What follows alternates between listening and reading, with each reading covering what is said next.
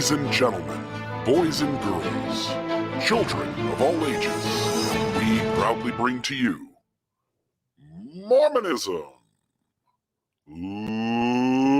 Live!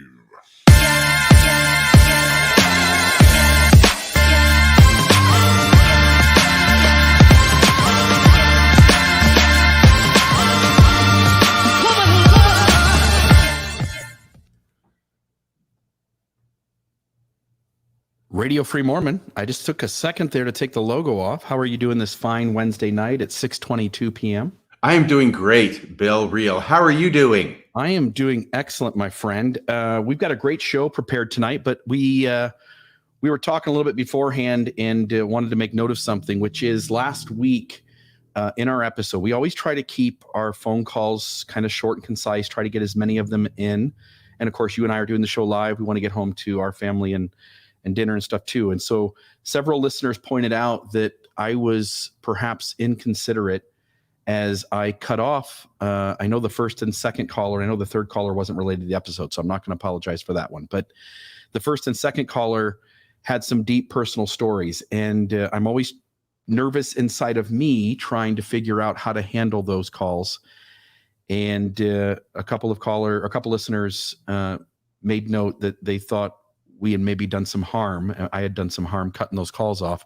And I simply wanted to say to both of those callers that maybe as much as anyone in this space, I recognize that there is a lot of trauma being handed out by unhealthy systems. And I sure as heck don't want to be adding to that trauma. I don't want to be diminishing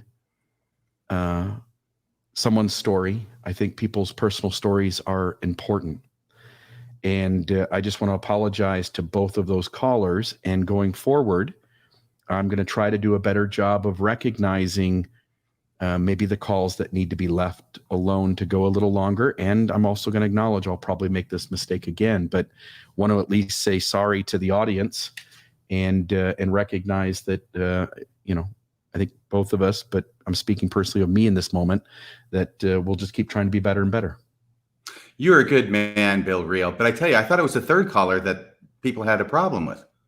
The third caller was asking about vaccines and masks. Right? I know. I thought that was the one that there was a couple of people who registered, it's like you just shoved them off the stage. I thought that was the one. Well, maybe I'm screwing up then, because I thought the first two calls definitely had to do with what we were talking about.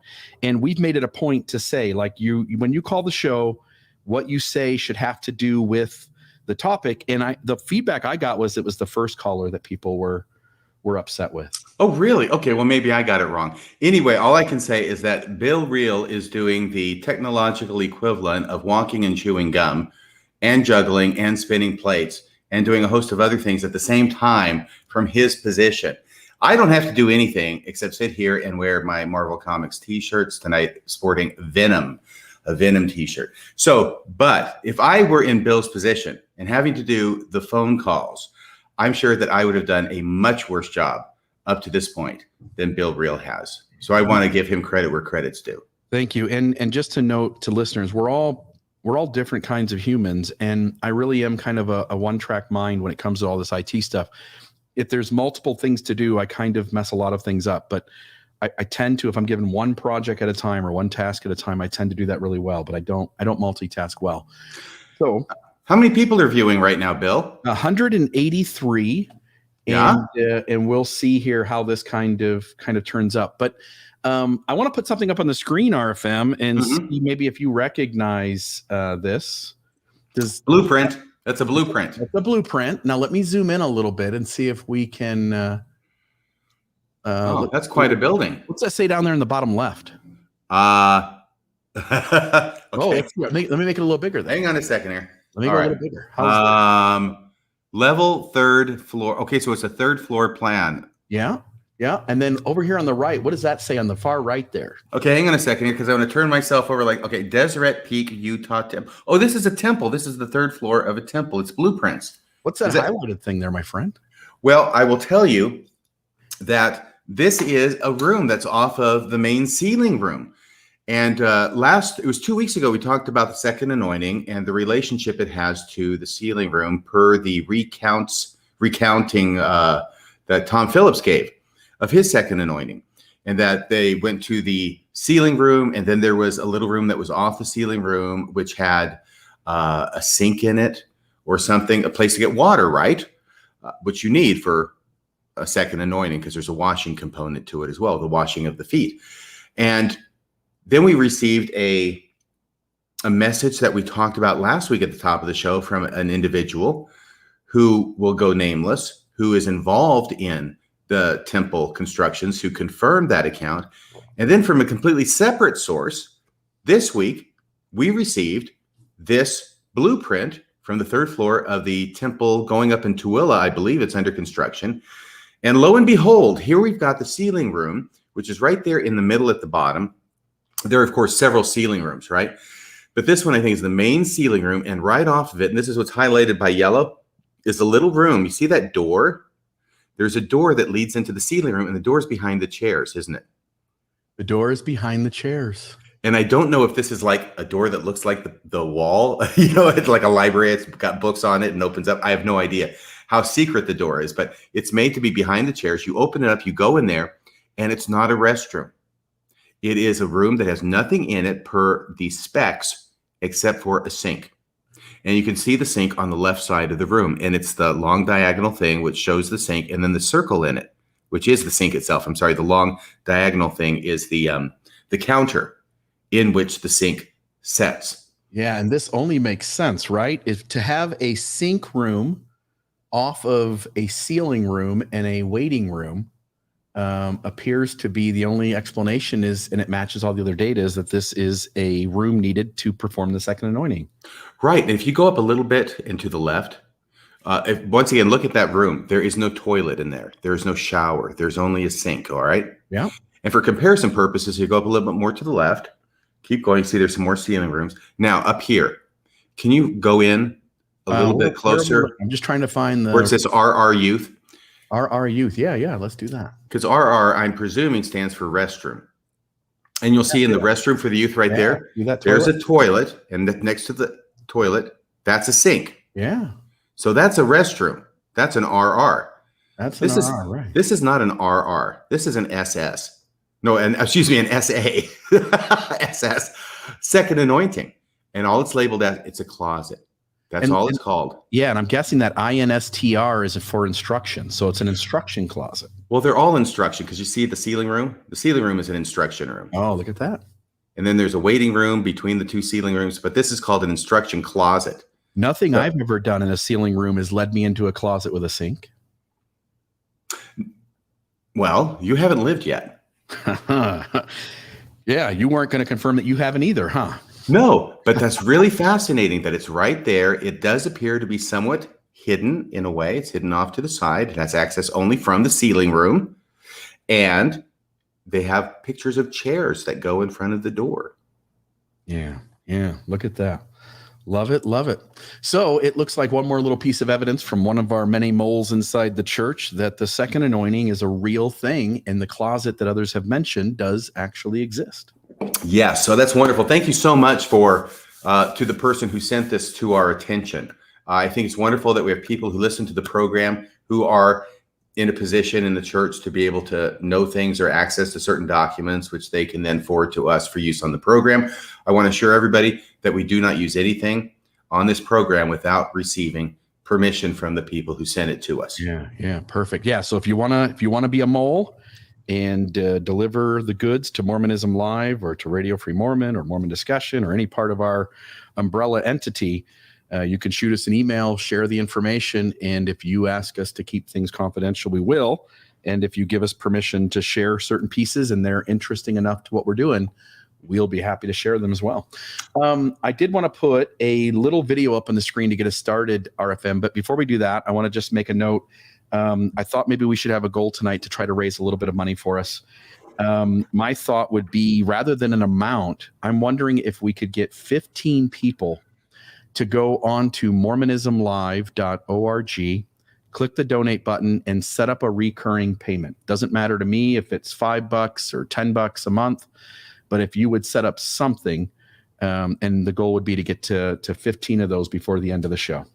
Hey, that's a great goal. Can I get a goal too? Can I put a goal in? Sure, go ahead. Could we look, I don't know all the technological terms for all this social media stuff. Maybe you can help me out, Bill. Ooh. Can we get 15 people to share this show with somebody else? If you're watching it on Facebook or YouTube, first off, give us a like button, hit the upvote.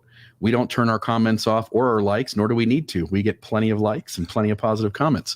But what we would love for you to do is hit the share button and send this YouTube video or the live video on Facebook. Put it on your own personal page and see if you can get a few people to tune in and watch. And we'll see what we can get up to before the show's over and people live watching the show. That would be awesome. But now, on to what you've been waiting to hear. There you go. And off here with a little commentary by Elder Holland, because he establishes, I think, a paradigm that when we get into the data tonight just doesn't hold up. This is Elder Holland a couple of weeks ago. This was the talk that he gave that got a lot of criticism. He's looking almost lifelike. But if we're an extension of the Church of Jesus Christ of Latter-day Saints and take a significant amount of sacred tithes and other human precious resources, all of which might well be expended in other worthy causes, surely our integrity demands that our lives be absolutely consistent with and characteristic of the restored gospel of Jesus Christ. At a university, there will always be a healthy debate regarding a whole syllabus full of issues. But until we all come to the unity of the faith and have grown to the measure of the stature of the fullness of Christ, our next best achievement will be to stay in harmony with the Lord's anointed, those whom he has designated to declare church doctrine and to guide Brigham Young University as its trustees. So let me just start there for a minute, RFM. This is what he's saying. He's saying, look, we're all going to be disagreeing, but if you disagree with us as the leaders, essentially you ought to stay quiet, because until we come to a unity of the faith, we ought to just all stay in line with the best approach to keep truth at the forefront, which is to adhere to the top 15 men of the church who also happen to be the trustees of BYU. Right. So basically, on every issue that we haven't spoken on, you can argue amongst yourselves. But once we've spoken on an issue, you need to do what we say.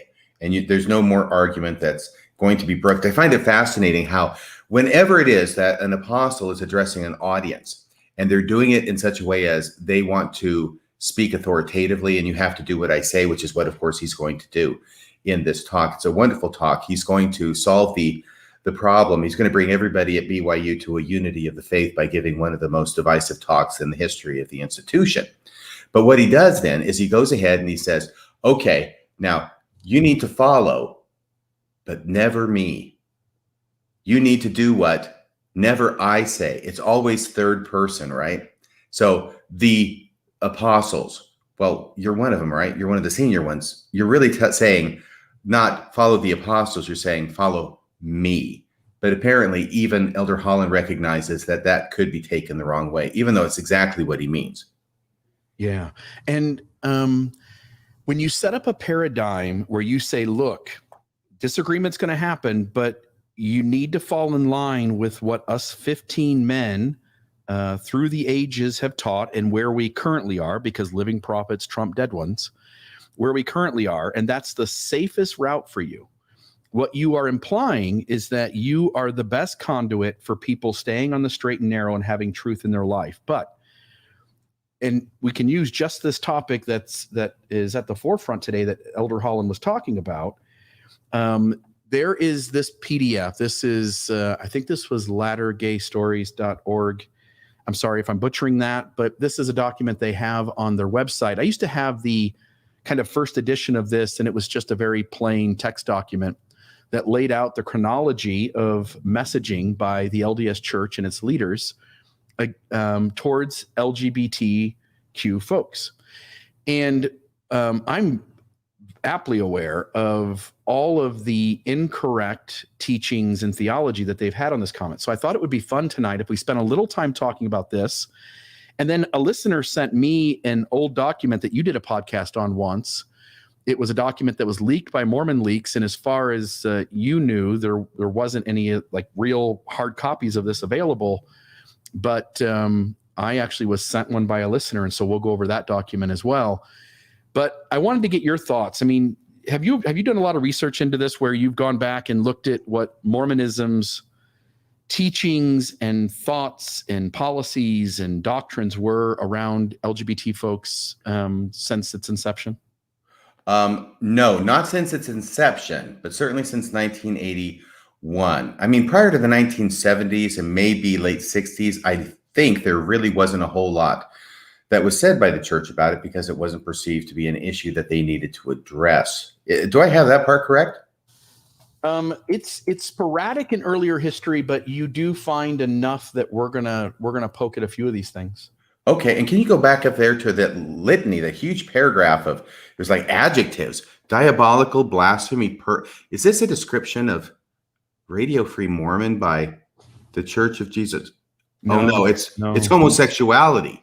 These are the words that LDS leaders have used. These are the terms. This is the rhetoric that LDS leaders in official and unofficial capacities have used since its beginning to label those who are under that LGBTQ group. Well, for those who listen, can I just go through these really quickly? Yeah, please. Diabolical, blasphemy, pervert, unnatural, abnormal, an affliction, immoral, impure, victim, under the control of Lucifer, weak, transgressor, evil, ridiculous, sinful, ugly, predator, sin of the ages, deceitful, abominable, detestable. That could be a law firm. Deceitful, abominable, and detestable. It's a better name than Curtin and McConkie.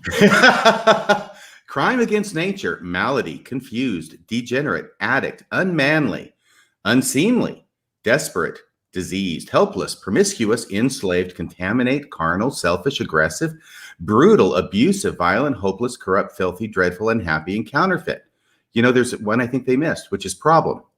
Yeah. And that comes up several times in this 1981 manual that has fallen into your hands. Yeah, and also you've got Oakes right around that same time when he comes on board with the Quorum of the 12, and he submits a paper to them that essentially lines out how they should handle this entire issue moving forward, and they have essentially followed that game plan.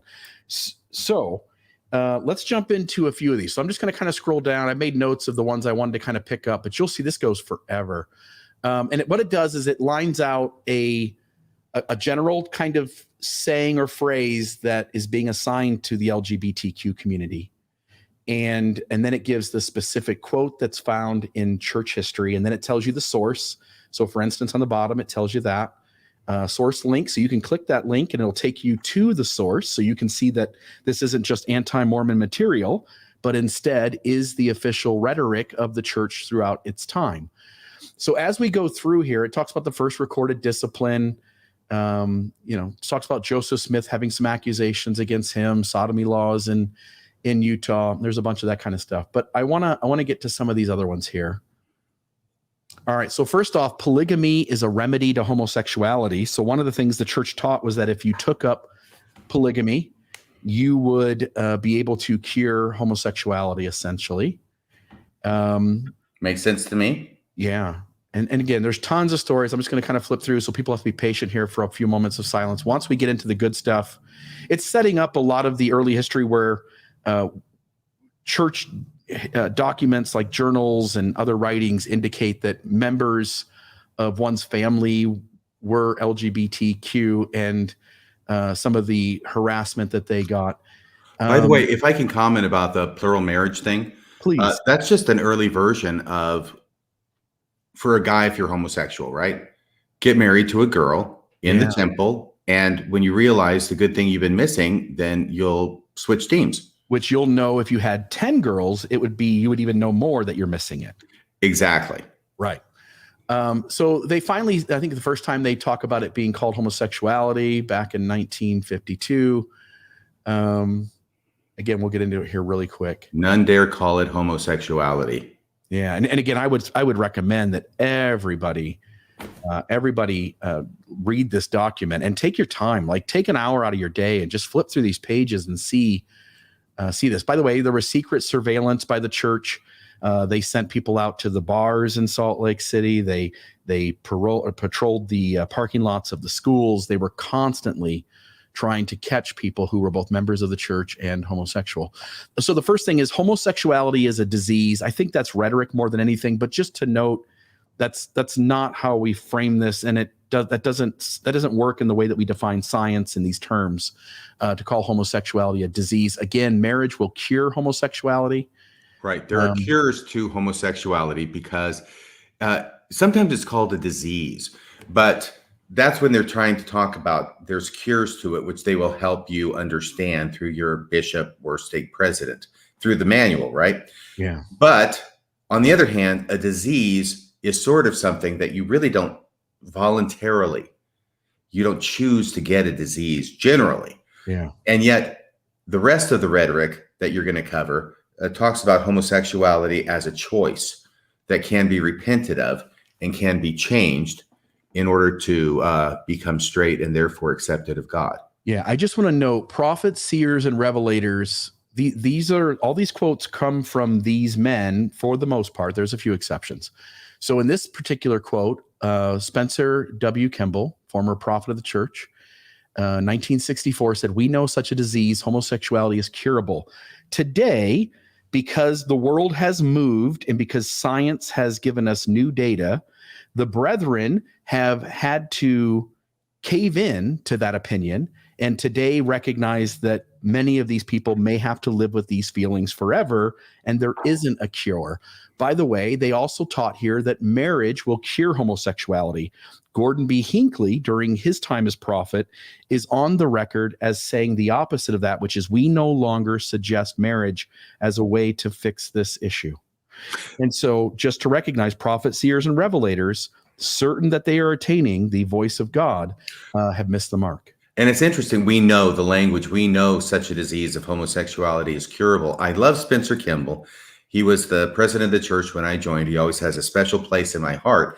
But I can't help recognizing the fact that at the same time period in the early 60s, Spencer Kimball was talking about Lamanites having their skins become lighter due to their being adopted into Mormon families and becoming members of the church.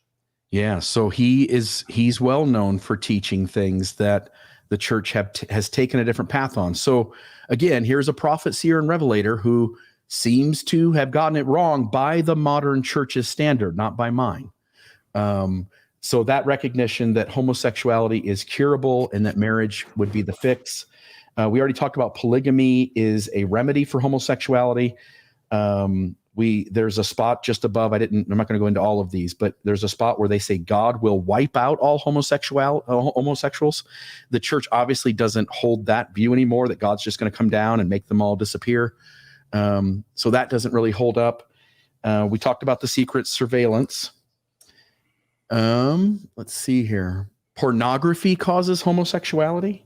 Like, think about that for a moment. This idea that pornography causes homosexuality. If that's true, then most of the men in the church, I think, would be homosexual. Yeah, and it doesn't make sense to me. Are they suggesting that it's got to be homosexual? I mean, like gay pornography? No. So let's see here. A normal 12 or 13-year-old boy or girl exposed to pornography literature could develop into a homosexual. You can take a healthy boy or girl and by exposing them to abnormalities, virtually crystallize and settle their habits for the rest of their lives. Now, again, I don't think there's any debate that pornography can be harmful in certain situations. I think they always want to come up with a cause, and the cause always has to be something that they can give some advice on, and then that person can change not doing that thing, and now they won't be homosexual. And again, just recognizing that the church today says they don't really know what causes it. Right. They're going back to the old "we don't know" defense, which is becoming so prevalent in so many areas of the church. We don't know. They'll back up to "we don't know." By the way, that was Victor L. Brown in 1970 from General Conference, right?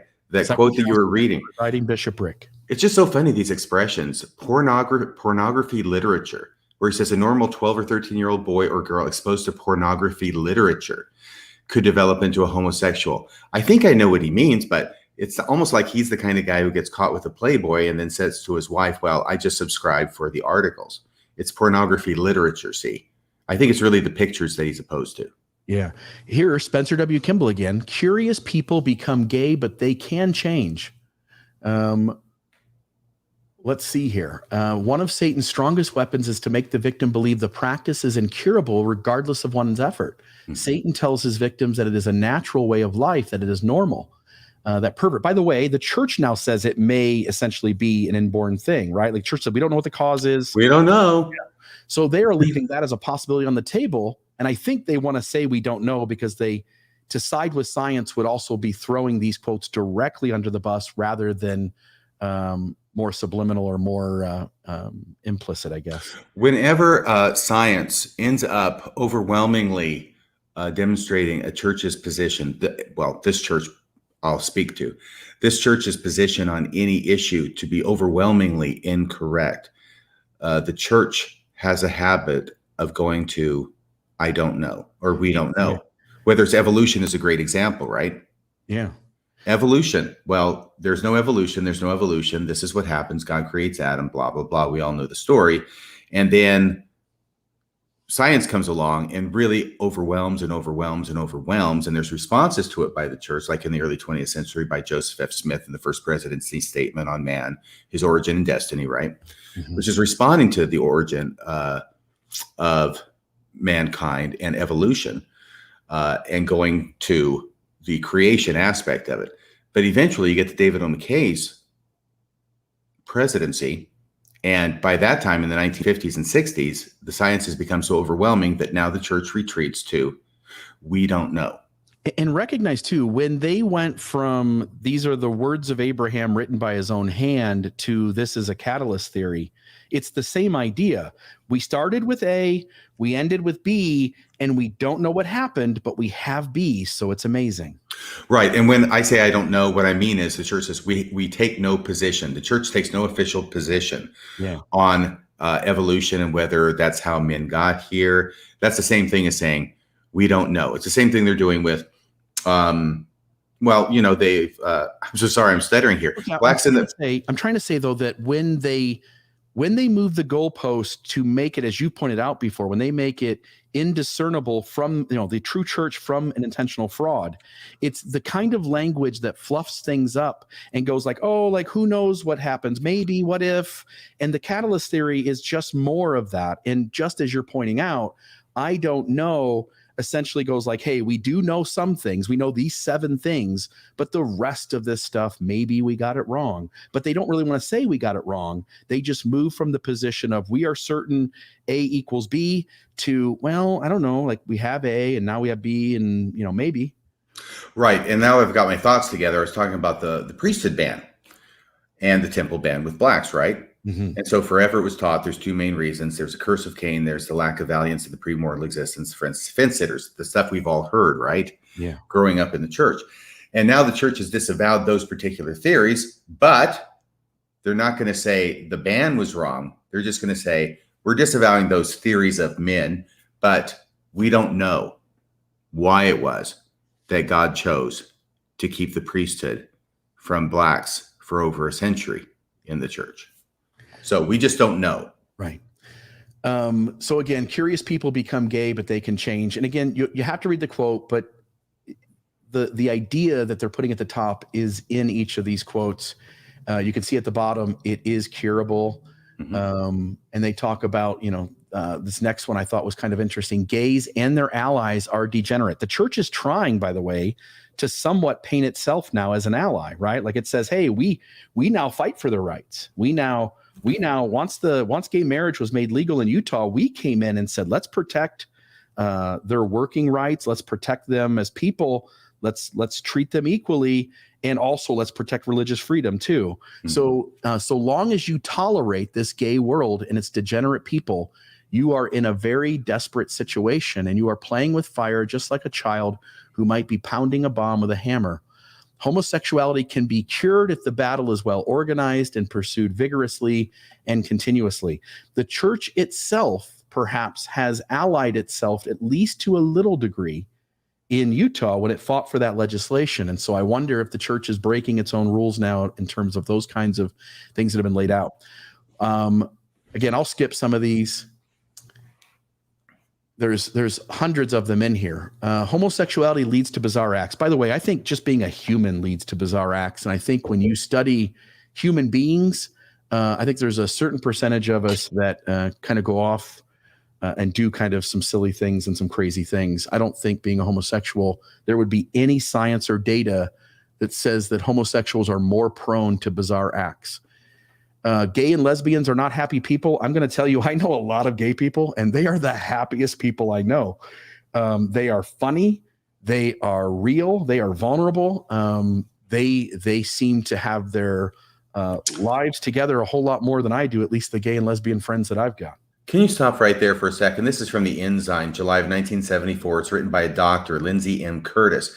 Homosexuals and lesbians seldom are happy people. Well, of course, you can't be happy outside the church. I think we all know that. And by the way, cause and effect.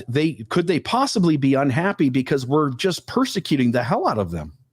Oh, yeah. That was one of the funny things about Elder Holland's talk at BYU recently, because he wanted to play the victim card.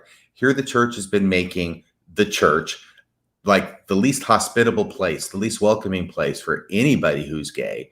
And yet he wants to say we've got scar tissue of our own because we've been trying so hard to work with gay people and come up with some kind of a way to figure this out, but we're not coming up with anything. So he mentions about, well, we've got scar tissue of our own.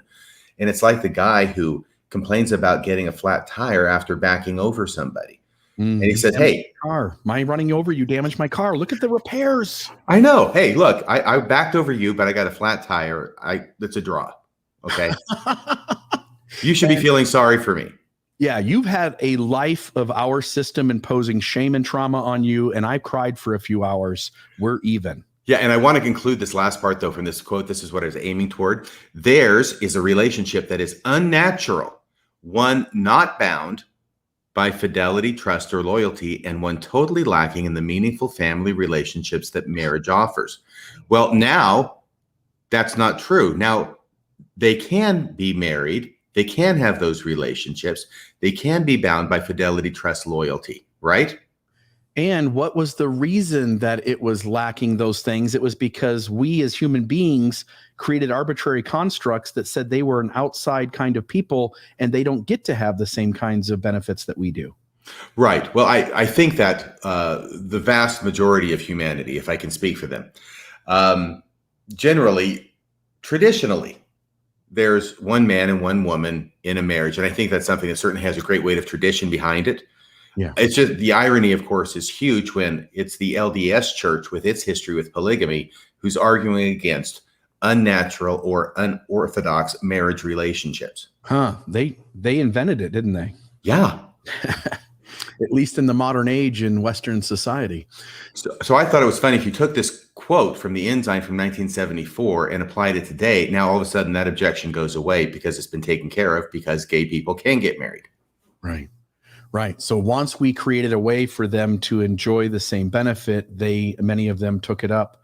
And it wasn't, it's not the way we frame it. And that's what led to the policy of exclusion in 2015, just several months after the Supreme Court issued its ruling. Yeah.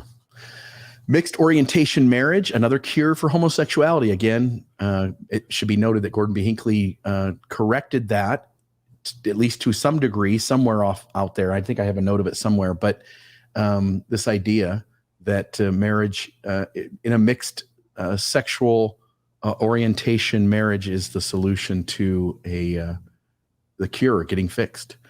Let's see here. Of course, there's all these manuals and things you can look at. I like the picture of Victor L. Brown Jr., though. Oh, look at that. This is lack of love leads to homosexuality. Again, I've got lots of gay and lesbian friends, and they are extremely loving, kind, forgiving, compassionate. I haven't met better people than the gay and lesbian people in my life. They are just good humans. And so I think stuff like this just is stuff we say out of ignorance. But again, Victor L. Brown, BYU professor, outside influence creates homosexuality. Gordon B. Hinckley, 1975, speaking about a young gay man who had recently visited Hinckley, he said, "We talked of the influences that had put him where he is, of the home which he came, the associations of other young men, books and magazines that he read and shows seen. Maybe he was gay to begin with, and so he was drawn to things that were more validating to who he was inside." I think sometimes the cause and effect is so off balance in Mormonism. And here I was just wondering where this conversation took place. Yeah, Apostle Quorum of the 12, October 1975, opposing evil, the Ensign, November 75, page 38. Oh my gosh, that is a very young looking Boyd K. Packer. He looks so boyish and innocent there in that picture.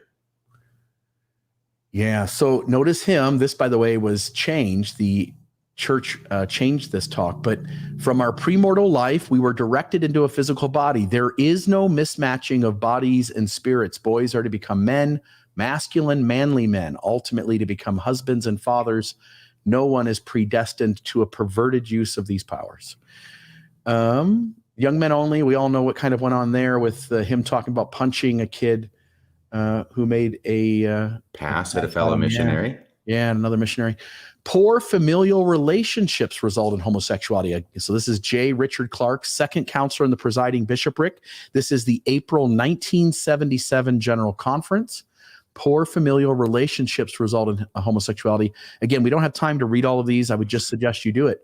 Can I bring up something at this point? Is that okay, Bill? Yeah, by all means. Just because you had shared with me the 1981 leadership manual in the church titled Homosexuality that was distributed to all the different leaders, bishops, stake presidents, branch presidents, blah, blah, blah. And people should know how this works. So when the handbook comes out, that was used to, again, there's no internet at the time. The internet doesn't exist.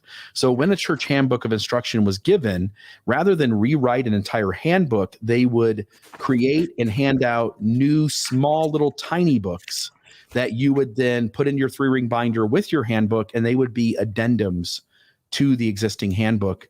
And that's what this was. This was sent to bishops and stake presidents as an addendum to the existing handbook. Right. And I think you mentioned this before, but back 4 years ago now, it was December of 2017, Mormon Leaks got a hold of this. Because generally, when they go out of style and the church wants them to be put in the ash heap, they actually send out a directive to put it in the ash heap and destroy these. So these become collector's items. And at the time, there was only one that I could find anywhere in the world. I did a podcast on this. It's episode 29. It's called The Ghost of Homophobia Past, about this, because it was leaked by Mormon Leaks. There was only one copy that I could find, and it was at the BYU library. It was in the reserve section, and it could not be checked out. Yeah, so I was lucky to get my hands on an existing one. But that was a big deal at the time, and the church took it in the shorts. They got another black eye because they were trying to suppress this, because it shows what their views were in print at the time in 1981, and because they were trying to suppress it, to hide it, to make sure that nobody found out about it. And that's what it gave it the impact it had. And I know Newsweek did at least an online story about it, and I think other places probably did a story about it as well. So, but you've got your own copy. Yeah, and I don't have it in front of me. I meant to bring it with me today to work so that I would be able to kind of hold it up in front of the camera, but I've got that 1981 booklet. I'll put a picture on Facebook tonight with me holding it. I printed it off. And so the point I just wanted to make is that, over and over, they talk about, here's how people, and it's mainly boys they're talking about, here's how boys become homosexual, okay? And then they give all these reasons. First off, there's a dad who's not in the home. Or there's a dad who's too much in the home and he's like really, really overbearing. Or there's no dad in the home, or he's off working somewhere or going to church meetings and he's not around enough. And so the mother becomes really, really overbearing. And these are the things that happen in a child's life that make them become homosexual. Masturbation, of course, plays a huge role in it. Pornography plays a huge role in it. The thing that I thought was so funny in this manual is that it goes ahead and it gives all of these instances of things that cause homosexuality. But then on page 3, they have this line, which is they put forth different categories of homosexuals because they've got this down to a science, right? Oh, you got it there. That's cool. Yep. So page 3, if you can zero in on the middle paragraph where it says category 2, situational homosexuality, because category 1 is early memory homosexuality, right? But category 2, situational homosexuality, you're so funny here because it says individuals in this category include those who experience occasional temporary homosexual feelings or behaviors through curiosity, experimentation, pornographic stimulation, peer pressure, drug or alcohol abuse, or living in close proximity to a member of the same sex. And of course, I went, wait a second. What's a mission?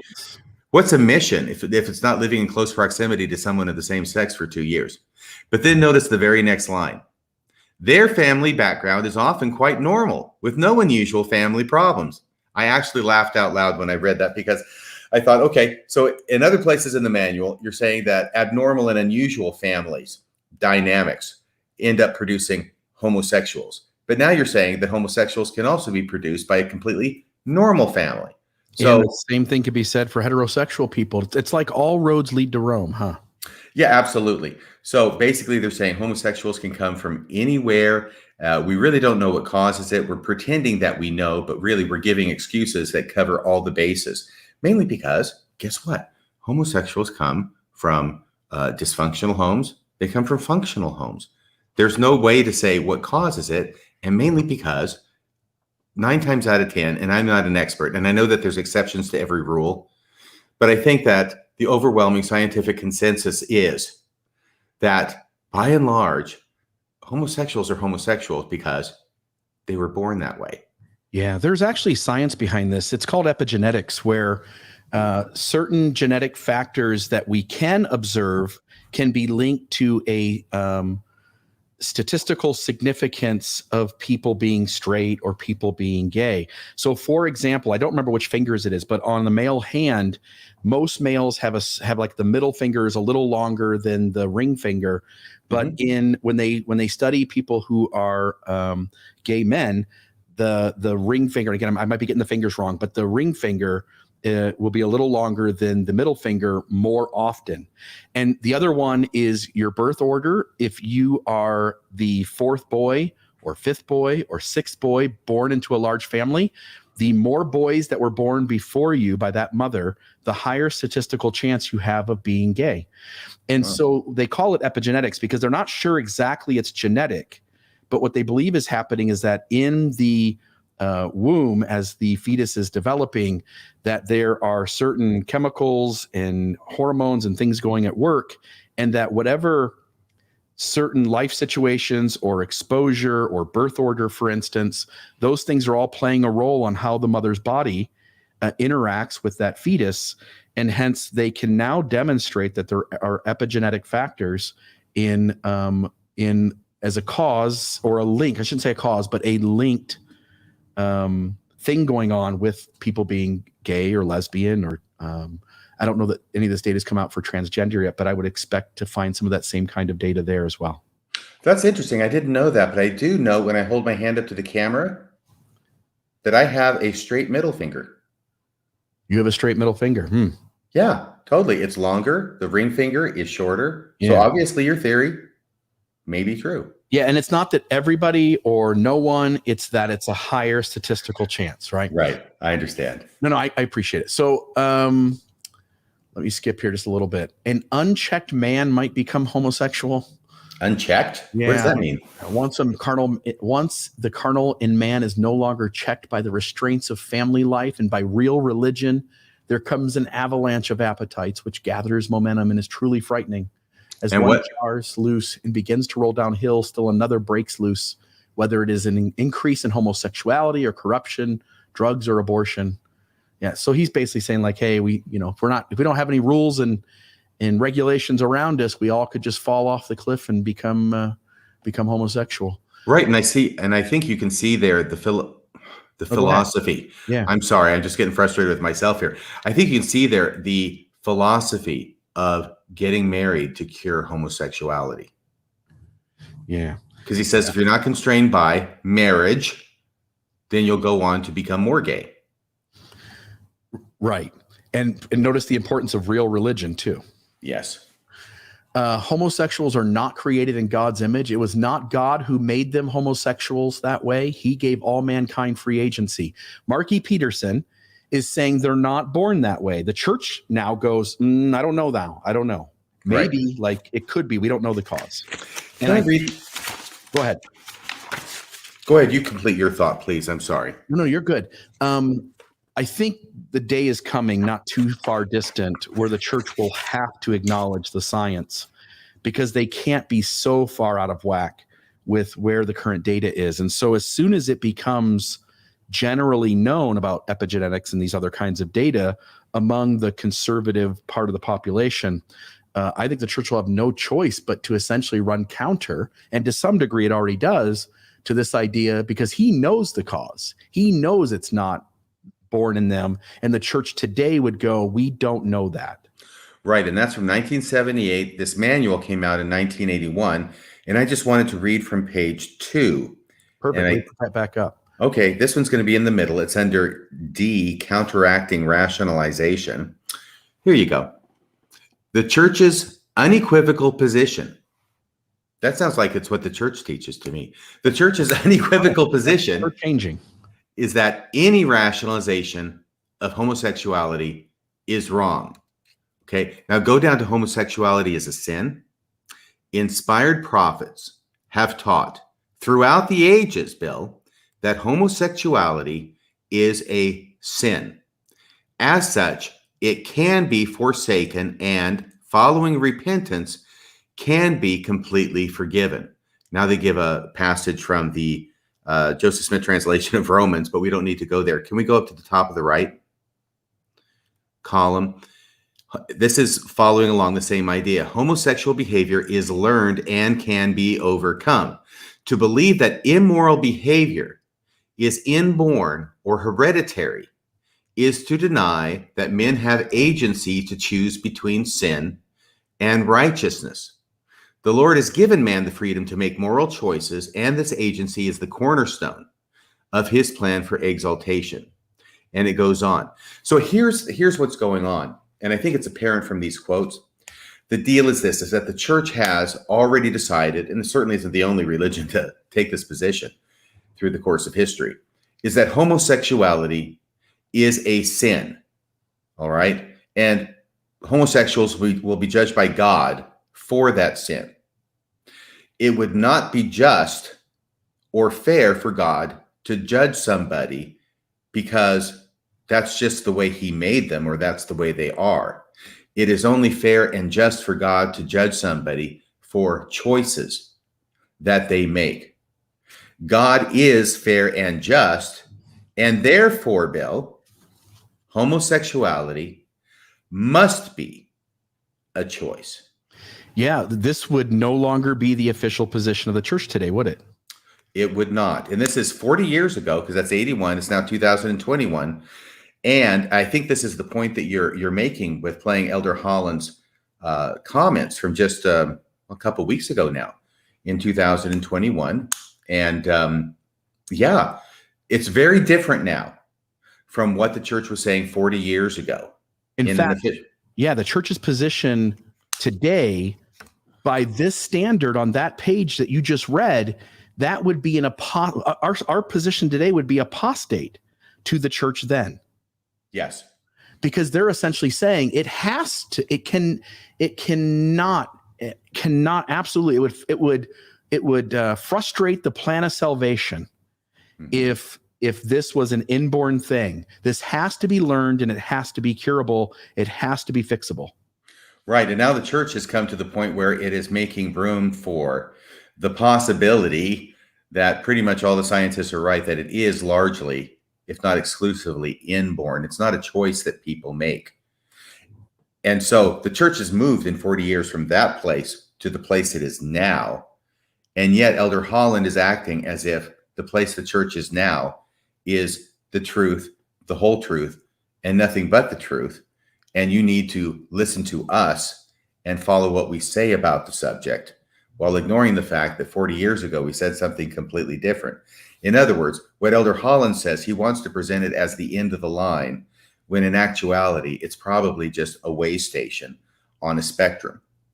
Yeah. And might we recognize that at any given moment, once we have some hindsight, we might realize that the church on everything was wrong and has changed on everything and adjusted all of it. And hence, in any given moment, they are spouting an opinion that they claim is from God. Only 20 years later, 40 years later, 80 years later, they have a completely different opinion that runs counter to that. And maybe, as we explore these documents through the evening, maybe they're the worst place to go to get truth and to understand how the world works. Right. So when Elder Holland says that until we all come in the unity of the faith and of the stature of the Son of God and to the measure of the stature of the fullness of Christ, which I think is Ephesians 4:14, if I'm remembering my seminary scriptures correctly, then until we come to that point of perfection, all of us together, then the best we can do is listen to what the apostles have to say. Except that what causes these men to change is the lost and fallen world, which comes out with better data. And then these men have to, 40 years later than everyone else, correct their opinions and their stances. And so maybe it's even worse than we're saying. Maybe it's not that they're the worst place to go for truth. Maybe they're the best place to go for inaccurate, false information that's behind the times. Oh, I think so. Absolutely. I think it's totally able to be shown that on pretty much every social issue, the church is 20 to 30 years behind the time, which is really what we would expect when it's being run by men who are of their age, who grew up in generations past, and their policies today tend to reflect what they grew up with. And they don't talk to God. Otherwise, there wouldn't be any need to sit around with 15 old men talking about the permutations of issues or to cry for hours. All you would have to do is have Jesus show up in the room and tell you how to operate, and you do it. But instead, when you teach people that Jesus does show up, but in reality, you sit around the room with 14 other old men who hold old views, and you cry for hours and you discuss all the permutations of all these issues, maybe you always have to be unified. Maybe you're always going to come out behind the times. Yeah. I think the church is designed, not intentionally, but that's the way it's developed. It's designed to be behind the times. And a prophetic church that's always behind the times. It always is. And every time it changes, it's usually a generation after the world has changed. Yeah. Here it says, this is Vaughn J. Featherstone of the 70. The homosexual cannot be exalted. Effective fathering prevents homosexuality. Who's at fault for homosexuals, RFM? Fathers. It's the dads, right? Effective fathering prevents homosexuality. I always thought it was crappy when the church had this old teaching. Now we teach that the kids who have special needs were more valiant in the pre-earth life. And maybe today we would say we don't know again. But I grew up with, and I think you grew up with, people with physical or mental challenges born into this world with those. They were the more valiant people in the pre-earth life, right? Oh, yeah. Oh, yes, absolutely. But we have teachings in our past where I think Harold B. Lee and others taught that people who came with physical challenges or mental challenges, defects or those kinds of things were the lesser valiant people in the pre-earth life. And imagine, you're sitting at General Conference, you're listening to a prophet say that, you've got your special needs kid next to you, and the prophet's telling you that he was less valiant. And so now you're already exhausted and drained as a parent who's contributing so much to the needed care of this kid. And now you look at them and go, Timmy, if only you would have been more valiant. If only you would have fought harder in the pre-earth life, I wouldn't have to be exhausted at caring for you. I wouldn't have to be losing out on what other parents have for this or that. Like, you're going to start telling stories in your head because the church created such an unhealthy dynamic. And in this particular instance with fathers, they're doing the same thing. If you have a gay kid, now you're feeling bad about yourself because your kid turned out to be homosexual. It's just it's all so unhealthy and egregiously unhealthy. Can I add to this, Bill? Because unexpectedly, I'm experiencing an emotional response to this quote. Please. Because all of a sudden, it's really hitting me and overwhelming me that the language and the messages of the church for decades and up to and even including today is that if a member of the church is homosexual, okay, it's the member's fault for being homosexual. They're doing the pornography, they're doing the masturbation, they're doing all the things that cause homosexuality, right? Mm-hmm. It's not only the member's fault, it's the dad's fault for not being involved enough. And just like you said, if I'm a believing member who's believing these messages, and there are tons of them who have a gay kid, then great. So now it's my fault as the father that I have a gay child. Same with the mothers, because mothers come in for blame too, for being too protective.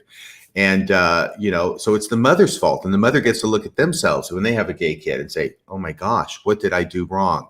So everybody falls in line for a big helping of guilt here, whether it's the mom, whether it's the dad, whether it's the gay child themselves. There's nobody who escapes calumny here, except for the church, who is actually creating all of this out of whole cloth by the messages that it's giving. Yeah, and it's all full of guilt and shame. For being a normal human variation, because we all have it. Like, just look at the Old Testament and how shitty it was to left-handed people.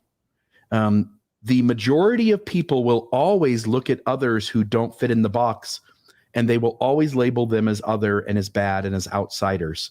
And so you see tribalism and ethnocentricity take a deep root in Mormonism to the point where they essentially, on anyone who's different, whether you left, whether you are a person of color, whether you are LGBT, we're prophets, seers, and revelators. We know all the reasons these things happen, and shame and guilt be upon you and upon your children and grandchildren. And seeing all these quotes together, I am once again stunned by the fact that in his address, Elder Holland takes no responsibility for these messages to gay people and their families, takes no responsibility for the church doing this, but instead puts that on the world, i.e., not the church, but the world has been very, very hard on homosexuals, been cruel to them, I think is his language. So he wants to commiserate with gay people by saying, the world's really been hard on you, while totally ignoring the fact that really it's the church to which they belong and the leaders which they revere, who they believe speak for God, that has been the hardest on them, because what they have told them over and over and over again is that they are not acceptable before God unless they repent of their sin, which is a choice, which is curable.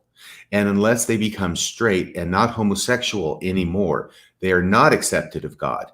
And then they seem to be shocked by the fact that gay people in the church can be led to despair and even to suicide. Yeah.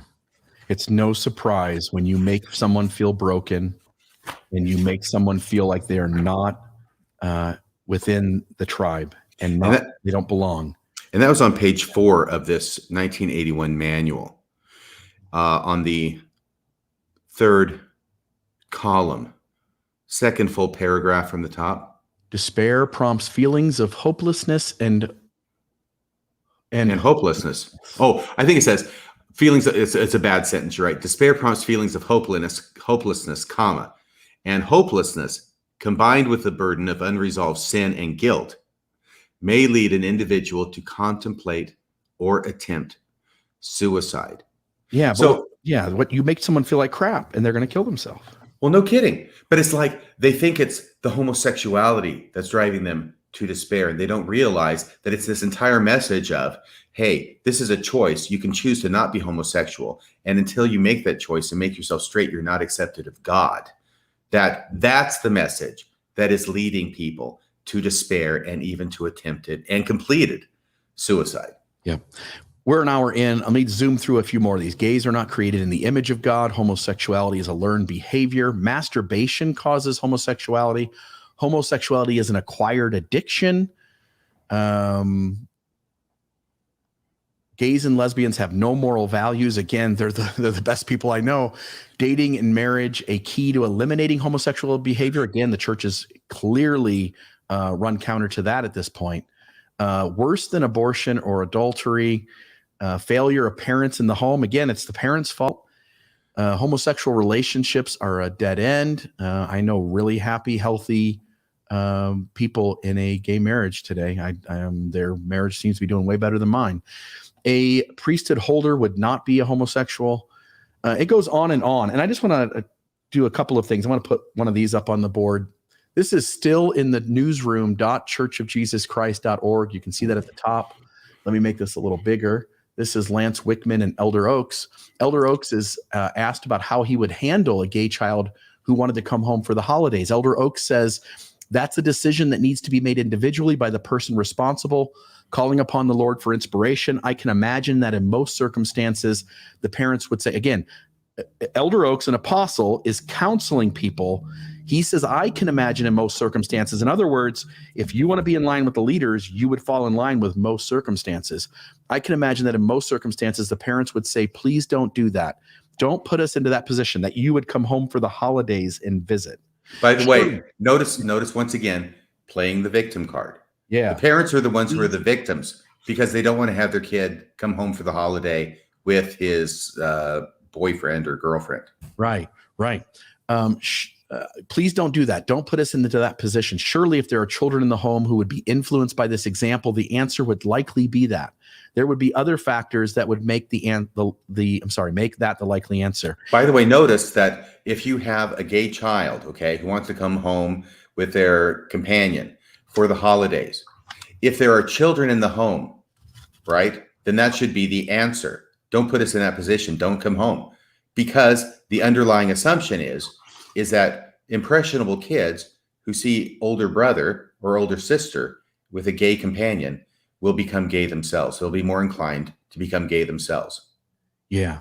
And he also lays out the exception, but the exception still isn't nice. He goes, I can also imagine some circumstances in which it might be possible to say, yes, come, but don't expect to stay overnight. Don't expect to be a lengthy house guest. Don't expect us to take you out and introduce you to our friends or to deal with you in a public situation that would imply our approval of your partnership. I can't imagine anything more atrocious and homophobic, and the church still has this on their newsroom. This is still the current official teaching of the church. Yes, and it is astonishing to me, the lack of self-awareness. Now, I've said things, I've stuck my foot in my mouth even tonight. But to have it in print and to have it remain in print for years as this has, where it is clear that Elder Oaks is saying that my standing in the community of the church, the way that I am perceived in the church, is more important to me than my relationships with my children. Yeah. And by the way, and it's totally made up, it's totally imaginary in his mind. We were talking before the show about Elder Oaks and how he doesn't offer apologies. Remember you gave the apology at the opening? Yeah. And how Elder Oaks doesn't understand that you never lose by apologizing. If someone thinks you should apologize and you apologize, well, good on you. You're a big man. You did that. Or a big woman, depending on, but you're a big person. It takes a big person to apologize. And if there's some people out there who think you don't need to apologize, but you apologize anyway, well, you're even a bigger person, I guess. So you don't lose by apologizing, right? And yet here he is thinking in his mind that if somebody else who knows who he is, he's Elder Oaks, he's a member of the Quorum of the 12, he has his son with him who is gay. And we know that because his son has his, lover with him at the table at the restaurant who apparently they're holding hands or something that's flashing they're gay, that's going to be something that a member would think would detract from Elder Oaks. When I think the vast majority of people would think that's a good thing. And I'll add, I was telling you off the air that because you brought that up as we were preparing this, was the idea that they don't apologize. I would note that when you set up a system where you have to be perfect at something, and what they have to be perfect at is they have to always be able to discern the voice of God better than the rest of you. And hence, if they apologize or make a habit of admitting where they were wrong, then we are all going to go. It's like a watch that's only right twice a day. If I can't trust, I work every day with calculators. If I can't trust that calculator to give me the right answer, then I might as well throw the calculator in the trash and just do it in my head the long way. If the calculator, it doesn't have any credibility to it, the calculator is not worth anything. It's a paper. Were you listening to the Rameumptum ruminations? I wasn't. Oh, I heard that exact same analogy used on the most recent one of those. I didn't. I should check it out. I thought it was a good one. By the way, another example of we don't know. This is what they do instead of saying we were wrong. They go back to we don't know. We talked about it with the priesthood ban. We talked about it with something else. What was it, Bill, earlier? Do you remember? Well, I was talking. Oh, it's the causes of homosexuality. Yeah. Yeah, we don't know anymore, as opposed to the church sure as heck knew exactly what it was back 40 years ago. But another thing, and I apologize for taking too much time, the location of the Book of Mormon events. I mean, the church used to know where the Book of Mormon took place. We even have a hill. It's called Cumorah, right? It's kind of a linchpin to Book of Mormon geography. Bye-bye pageants. Right. But now the geography doesn't, and the geology doesn't line up with Cumorah, and I should say archaeology, doesn't line up with Cumorah being Cumorah, as is described in the Book of Mormon. So the church now changes its introduction to say, we don't take any position on where the events in the Book of Mormon took place, other than it was somewhere in the American continent, north or south, which covers a lot of ground. So every time they take a position, hard and fast, science comes and bumps them off that position. They don't say we were wrong. They don't say we made a mistake. They don't say I'm sorry. What they say is, oh, well, we don't take a position on it anymore. We just don't know. And by the way, prophets, seers, and revelators never seem to be corrected by revelation. They always seem to be corrected by the lost and fallen world, whose science and data and experience seems to be pulling them from behind, right? Yeah.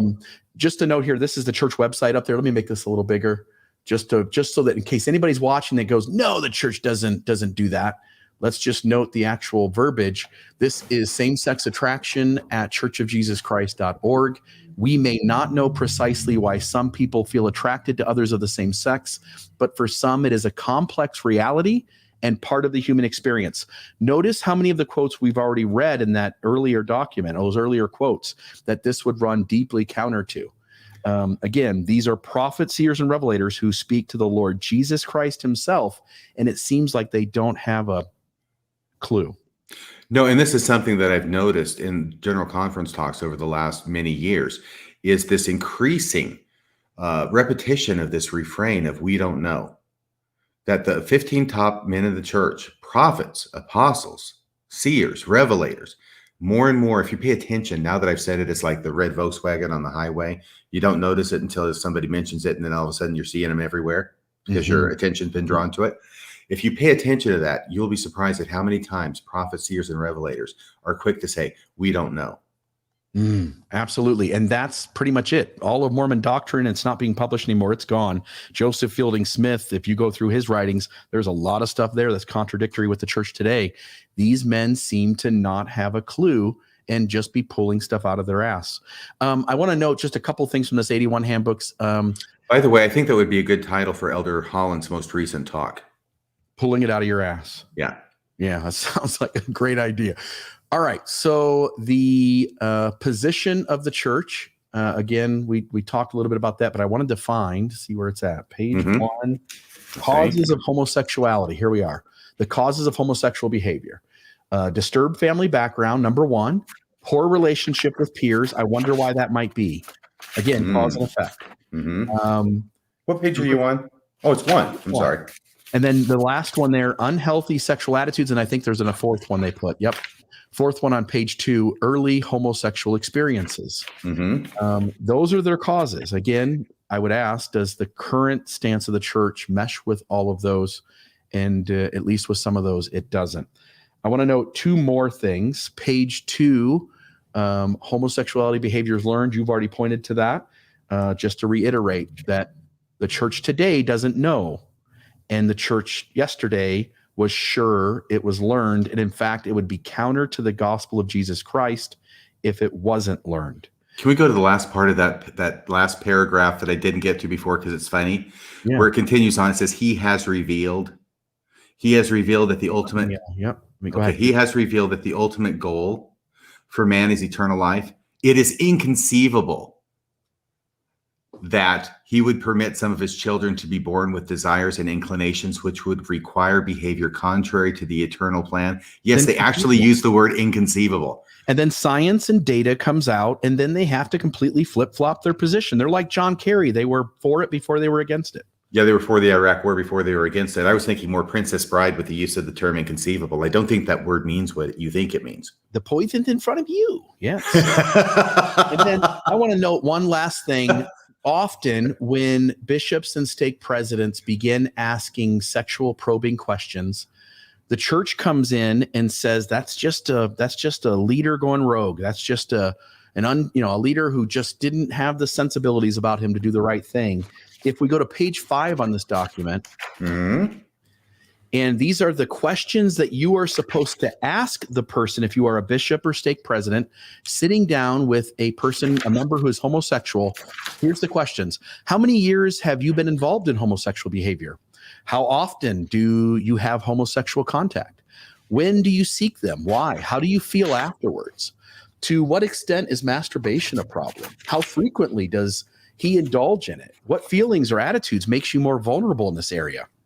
Are you using pornographic literature? How does it contribute to the problem? I mean, when you start asking those kinds of questions, you're asking the sexual probing questions, right? Again, I think it's a human nature when we're not trained well to miss the mark and be unhealthy, but it also is part of the church's curriculum and education and training, at least at various times in the church, to ask its leaders to ask sexually probing questions. You said, this document came from 1981. Right around that time, Spencer W. Kimball and the first presidency that was with him made it mandatory that leaders start asking about whether members or couples were having oral sex. And they got so much backlash that it was like just a couple months later, they pulled it right back. This church has a propensity to be unethical and unhealthy in how it deals with other human beings. Yeah, it's the irony that the entire plan of salvation, as taught and believed by the LDS Church currently, that it is centered upon the heterosexual sex act. So in other words, sex is glorified and exalted within the LDS framework, and yet the Mormons are so hung up on the issue. It's this strange dichotomy that's going on. By the way, I did want to go to page 8 too, because this is my favorite part. And I'm saying that sarcastically in case there's anybody who has any question about that. Part of the repentance process under G. G right there. Yeah, right. If you're gay and if you're going to repent completely so that you can get back into full fellowship, you don't just have to become straight, okay?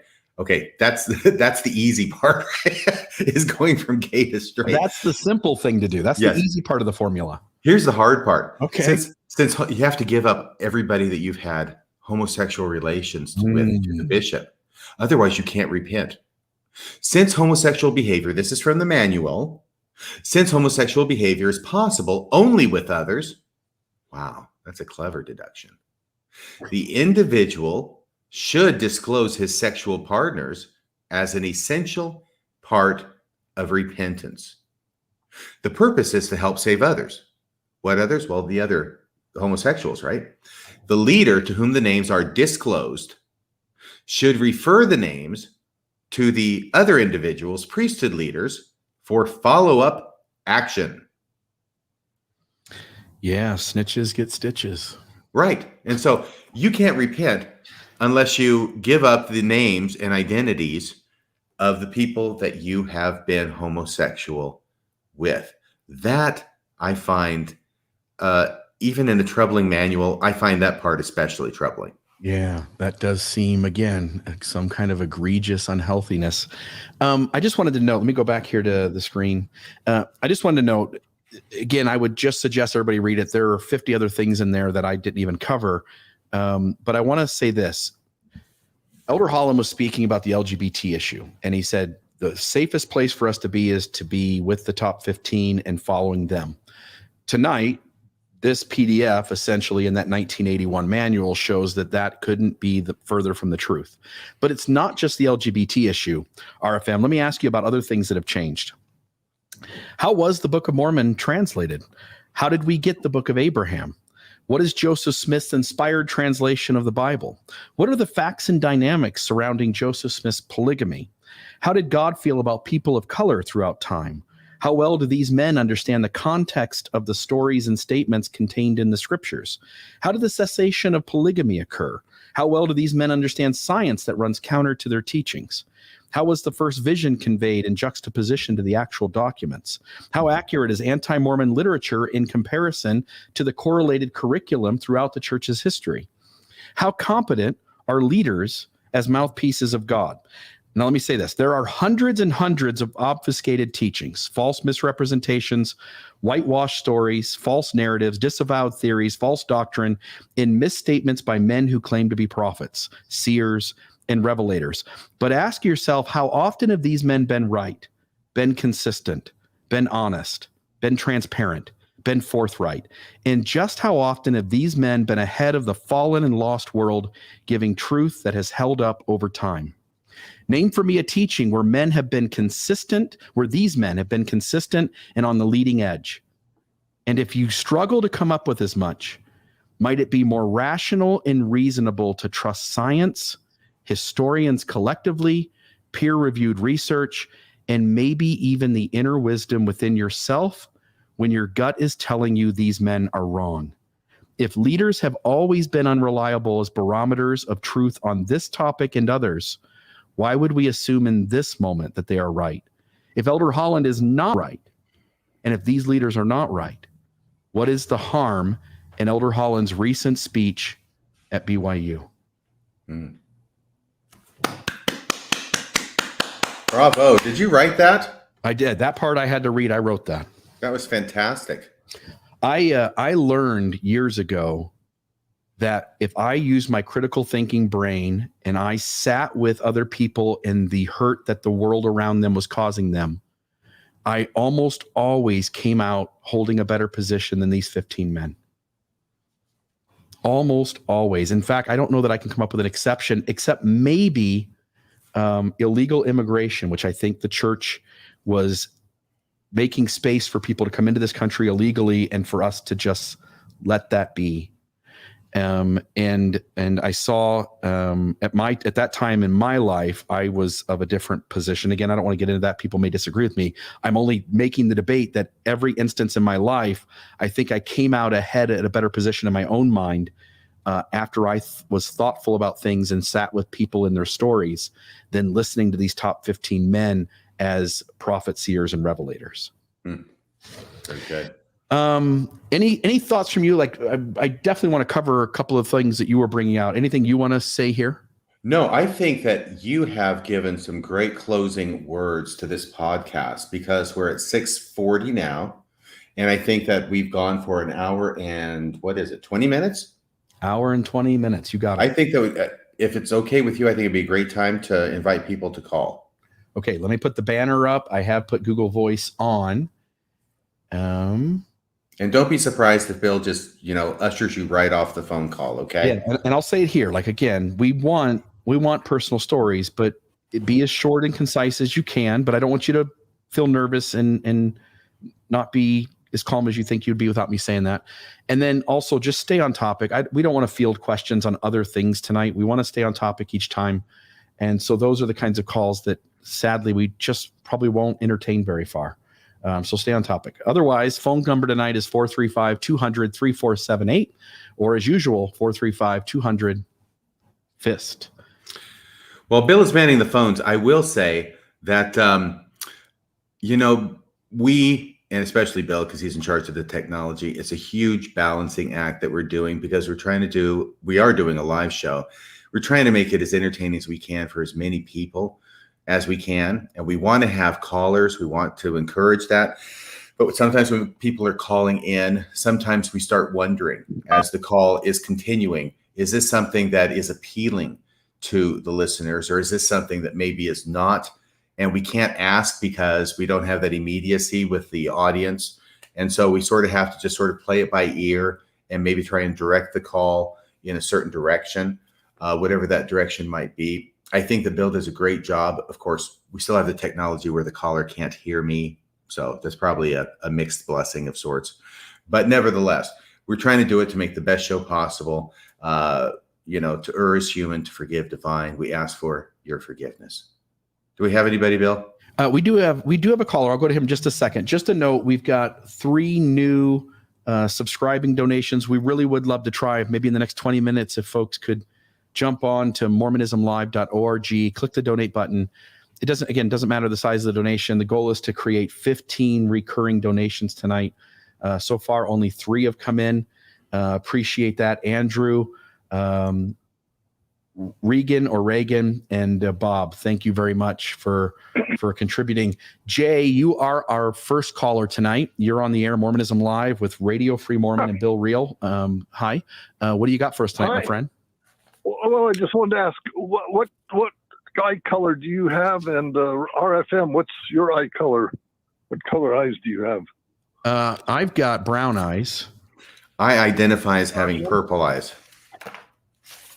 Oh, maybe he can't hear. Anyway, he said he has purple eyes.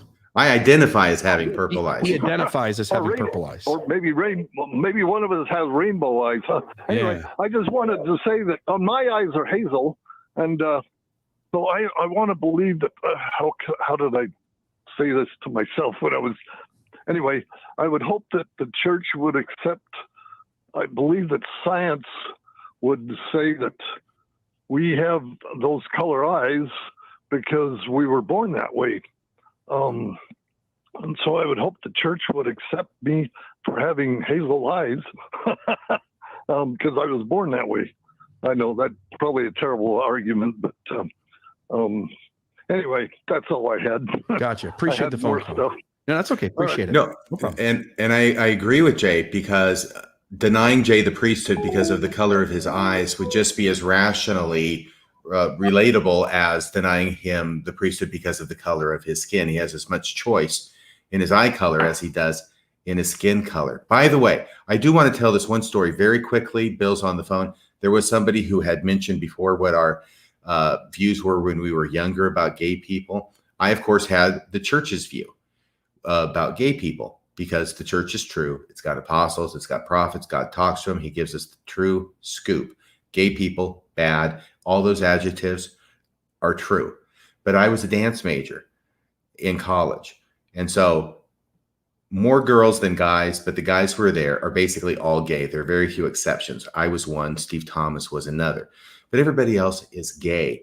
And Maurice Dancer, his last name was actually Dancer, hugely popular guy throughout the entire department. Everybody loved Maurice. I loved Maurice.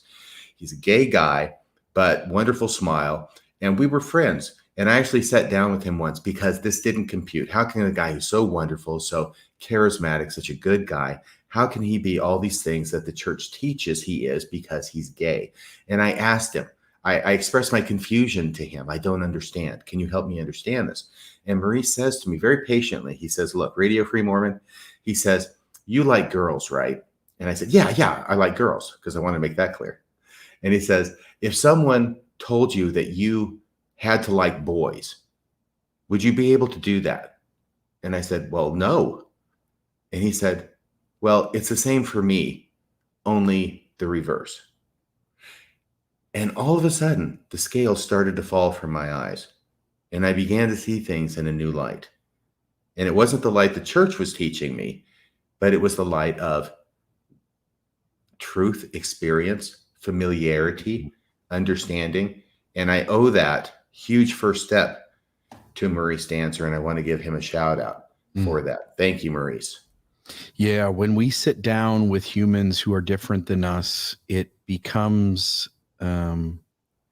understandable that they are just human, and it just is a different kind of being human. So the people who are left-handed or have different color eyes or have a different skin color or come from a different place in the world, these are differences that we have for ages denigrated to some type of outsider, insider type of rhetoric. But the reality is they're just a different kind of human. Mm-hmm. And I think this is at least partially behind Elder Holland wanting to make an issue of the valedictorian from 2019, who happens to be gay and mentioned it incidentally as part of his rather lengthy address, that was improper. And I think the reason he thinks it's improper is at least partially because We don't want to broadcast the fact that you're gay. You're the smartest guy in the freaking class because you're the valedictorian. That's why you have this opportunity to address the students. And we don't want to make it so that we can understand that you're smart, lots of people like you, and you're gay, because that's really the critical problem. If people are horrible people, if it's Charlie Manson and he's gay, we'll talk about that all day long, okay? Because then you can associate it with the evil. But if you got a great person who's gay, well, we don't want that to be announced. That needs to be a don't ask, don't tell situation, because otherwise it helps people to see these people don't have horns. They're not evil. They're not the ones who are like destroying society, as is often frequently presented. So I think that is at least partially behind why it was that Elder Holland took the extraordinary step of calling out the valedictorian from 2019. Yeah, in fact, the gay kid could be the most successful student in the school. Oh, yeah. And I think by definition he is, at least academically.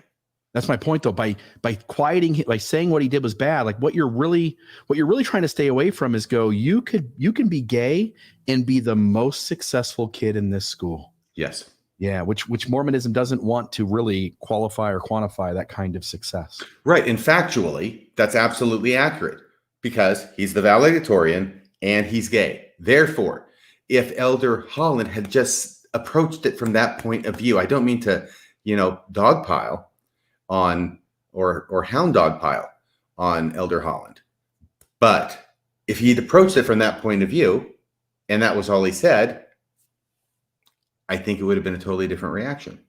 Yeah, absolutely. Our second caller here, I believe it's Kaysen. Kaysen, you are on Mormonism Live with Bill and RFM. What's your thoughts tonight? Hey, RFM and Bill, I'm a huge fan of you guys. I've listened to so many of your episodes. I can't get enough of it. So kind of my thought tonight is I know that, Elder Christofferson's brother is he's been on different podcasts, and he's kind of a well-known member of the LGBTQ community, as well as Elder Gong, I know, has a son who is also a member of the gay community. And so I'm wondering, when they hear Elder Holland coming and speaking the way he did, are they shaking their heads, or are they so part of it? They're just so in it that they're like, oh, okay, you're exactly right, Elder Holland. Good job, buddy. Or are they gonna go home that night and just think, what the heck am I a part of? Like, I know that, like in Elder Gong's example, he's like, I know my son is a great person. I raised him as good as I could, and I'm glad with the way he turned out, because that's the way he was meant to be. So I'm just wondering what your thoughts are on, what do members of the quorum who have a family member in this, who are a member of that community, what are they thinking? Perfect. So we'll address that. RFM, my experience is, and let me give me a second here. In fact, do you want to share your thoughts first? Sure thing. I don't know exactly. My expectation is that they're not going along with it. They're going, WTF, are you freaking kidding me? And I will I'm sorry, it's too late for me. I will analogize. Analogize is the word. I'll analogize that to what happened, was a year and a half ago, with Black members in the church who have been members of the church for a long time. They have been very long suffering with the church's movement on allowing Blacks to have full membership in the church. The 1978 policy was changed so that they could have the priesthood, they could go to the temple. And they have tried to be as patient as they could with the church and try and give it the benefit of the doubt and try and be charitable to the leaders and all the things you have to do in order to still be a member of the church as a Black person and continue to have that perspective. And then a year and a half ago, it was in January of 2020, I believe, when the new church, the Come Follow Me manual comes out, and they have the quote in there from Joseph Fielding Smith about the black skin being a sign of the curse. You remember that? And so it was just like, you have got to be kidding me, because there was a number of Black members of the church who said, okay, forget it. This is ridiculous. We have borne with you long enough. We had thought you had gone from here, and you're slowly making these steps up to here, And now all of a sudden, what, you're going to go all the way back to that? I'm done with you. So all I can say is, I would not be surprised if there were at least some members of the gay community who felt similarly about Elder Holland's recent address. Perfect. I actually have some firsthand experience. Well, let me say it differently. Secondhand experience, which is I had people communicate to me who absolutely had a seat in a room with conversations with top church leaders, multiple apostles, Elder Holland, Elder Christofferson, the name is slipping me, but really thin guy. Brenland? No. It's okay, but Well, not Razband then. No. Gary Stevenson. Okay. Multiple apostles, multiple occasions, multiple people who I had conversations with directly. To a T, behind closed doors, these men, these leaders, apostles in the church, make note that this isn't how they feel about the issue, but because the church has the apostolic charge that we talked about a few weeks ago, because these men have to put on a united front, they, behind closed doors, said some of the older guys have to die before we can make certain kinds of changes in the church. And sadly, those men perceive their loyalty to the institution as a bigger deal than the health and well-being of the individuals who are members of the church who are suffering trauma in the meantime. And to me, that is horrific. I'm not the best of human beings, but when I perceive another human being being traumatized by my silence, I don't really have the ability to stay silent. Yeah, that's actually in the job description for being an apostle. Yeah, you're told on day one. You have to put the needs of the organization above the needs of the members. Yeah. There is never a time that I've ever seen any member of the leadership of the church choose members over the church as an institution when those two things come into contact and they have to choose one or the other. It's always the church they will choose, never the members, which tells me everything I need to know about their priorities. Yeah. Third caller, Nicola, you are on the line, one of our female listeners, I believe. How are you doing today?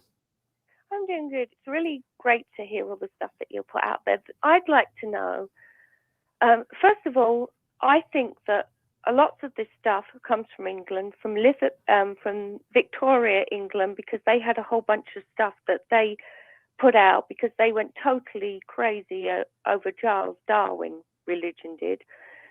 So they brought a whole bunch of the sexual stuff up. And then my husband read a book, but I can't even remember what the name of the book was, but it talked all about Victorian and how they changed all of the rules and everything because they thought that they were animals and they didn't like that very much.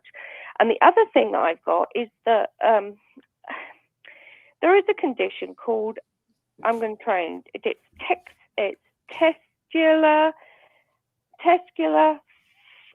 feminization syndrome. And there's also another thing that is delicate, I think it's delicate X syndrome, and they are both, obviously this whole sexual thing's on a scale. We're all on a scale. We're like, there's like, some people are gay, some people, we're on a scale, and we have to look at this stuff. This testicular feminization syndrome, the people on the outside are really, really pretty females, but on the inside, they have got no womb, they've got no testicles, and they've got this tiny little bit of they've got testicles inside them, but they've got this tiny little piece where they basically they can have sex, but there's no they can't produce children, they don't have a period. So there's all these different things that can happen to people. And obviously now there's enough, like in England, Boy George basically blew the lid off of the whole of the stuff. So I couldn't believe it when I came over here because by the time I'd like come back from my mission, in England, I was starting to come to the realization that this was kind of weird. I didn't know what the heck was going on because the church was telling me one thing. But when I actually saw somebody that I actually was involved in a place with people with disabilities that had this delicate X syndrome, then I started thinking, well, if that happens, then that means that if people are saying they're gay and stuff, then obviously they're gay. And obviously these things are in the medical textbooks. So if those things are in the medical textbooks, obviously we're learning more and more stuff. But there's studies that twins that are born up, that have not even been brought up in the same family are gay. And there's also there's so much scientific evidence that people are gay that it's just absolutely barbaric that we are treating people. And I think it's absolutely disgusting that they went and made that person feel so bad. And all the guilt and the shame and everything that's going on is absolutely barbaric. And honestly and truthfully, I just can't believe it. And I can't believe that they had the absolute audacity to teach me this stuff. And as far as I'm concerned, they're lazy liars. I appreciate it, Victoria. Thank you. Nicola. Oh, Nicola, sorry. Nicola. She was talking about Queen Victoria, I think. Yeah, sorry. I got my words mixed up. Thank you very much. Thank you for the call. I can't hear anything that Bill said, so I have to rewatch this program now to find out what he said. No biggie. I'll let RFM and I respond to that, and we'll hang up with you and appreciate the phone call. Okay. Thank you. Thank Bye-bye.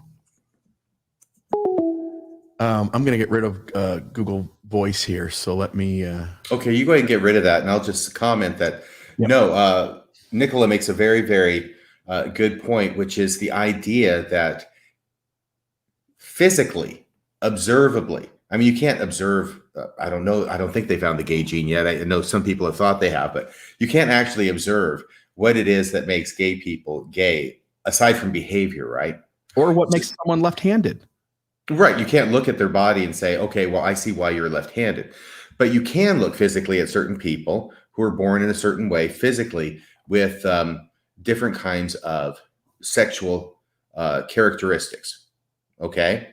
So we know that that happens. And so if we know that it happens physically, then why is it that we should be surprised that it happens in ways that are not visible? And yet is still as much of our inheritance by birthright, the way we were born, as it is if you could see that it was physical. And that's one of the things that I took issue with the family proclamation, in that one sentence where it tries to add doctrine to what it is that the church teaches, which is it talks about gender in terms of male or female, that gender is an essential characteristic of premortal, mortal, and postmortal existence. And I may actually have just quoted that. But if we know, as we do, that gender is not necessarily an essential characteristic of mortal existence, and the example was just given there as to how we can know that, right? Then why is it that we should assume that it is any more true for premortal or postmortal? Yeah. And I think the church, it's going to just become more and more and more abundantly clear that the church is on the wrong side of this issue. So they can certainly, put their foot down and say, we're not going any further. This is it. But it will become more and more difficult for them to be taken seriously if they do that. And if they make the change at this point or any point going forward, there's just going to be a lot of eating crow and a lot of acknowledging the harm and trauma that they have caused, to the even extreme of people having lost their lives. And so I think it's a lose-lose situation. So just do the right thing and just acknowledge that you've never really been right on this issue ever, and that it's time for some serious changes. I think this issue changing would allow some of us to be a little more patient with some of the other changes that also need to happen, because this one's costing people their lives. Back in 1977, before the 78 revelation, a person of color went home to the rest of their family of color. A gay kid goes home to his straight family who is ingrained with this dogma and this rigidity of theology, and they don't have a safe place in many of these homes to go. Oh, I see what you're saying. Like 77, before the priesthood ban is lifted, if a black person goes to their home, well, they're surrounded by people who are in the same group that is being prejudiced or discriminated against by the church policy. But if it's a gay person and the only gay person in their family, they go home, they're still alone.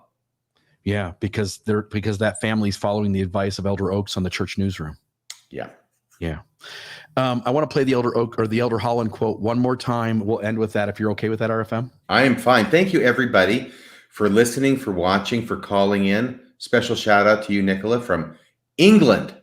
Thank you so much for staying up late to watch Mormonism Live. Yeah, and we have 6 recurring donations that have happened, so 3 more got added.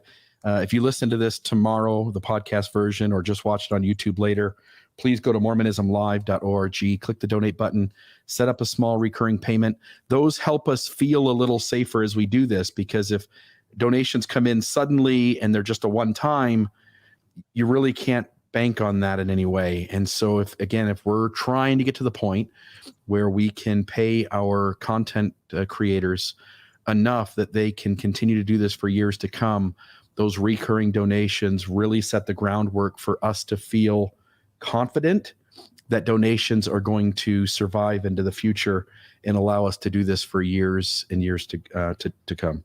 And thank you, everybody who made those donations. Really, really appreciate it. Means a lot. Suzette, Todd, Bob, Lynn, Stephen, there's a Joseph and a Darlene. I think that was the 6. Maybe that was, some of those came before the show today. I'm sorry. I've been reading a few that came in earlier. But let's finish. We appreciate every one of those. Elder Holland at BYU. Take us out, Elder Holland. An extension of the Church of Jesus Christ of Latter-day Saints, and take a significant amount of sacred tithes and other human precious resources, all of which might well be expended in other worthy causes. Surely our integrity demands that our lives be absolutely consistent with and characteristic of the restored gospel of Jesus Christ. At a university, there will always be a healthy debate regarding a whole syllabus full of issues. But until we all come to the unity of the faith and have grown to the measure of the stature of the fullness of Christ, our next best achievement will be to stay in harmony with the Lord's anointed, those whom he has designated to declare church doctrine and to guide Brigham Young University as its trustees.